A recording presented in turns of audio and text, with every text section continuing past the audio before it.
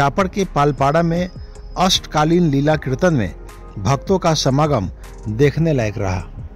पश्चिमी असम के धुबरी जिले के अंतर्गत चापड़ शहर के पालपाड़ा नामक गांव में 7 दिवसीय नाम यज्ञ कार्यक्रम में अनगिनत भक्तों के समागम से पूरा वातावरण भक्तिमय हो गया।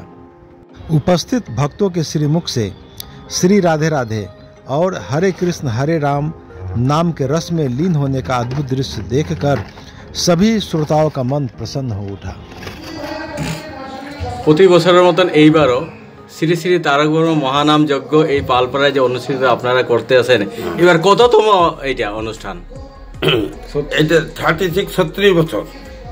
36 বছর। 36 বছর।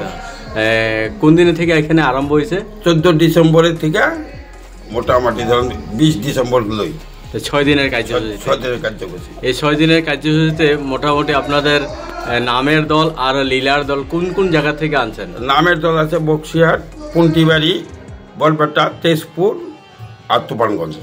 আচ্ছা, এখানে ভক্তের সমাগম কিরকম হয়েছে? উৎফুল্লিত, বহুত সমাগম। আচ্ছা, সব ভক্ত এখানে কীর্তন শুনছে এবং প্রসাদ পাচ্ছে, প্রসাদ পায় এখানে কীর্তন শুনছে আর কি। মানে ভক্তের আনন্দের আর ভক্তির যেটা সীমা নাই, মানে আনন্দ পুরা আপনাদের এই অঞ্চলটা মানে ভক্তি রসের মধ্যে ডুবে গেছে। আর হরিনাম রাধা নাম মানে পুরো আকাশ বাতাসে মানে গুঞ্জরিত হইতে আছে।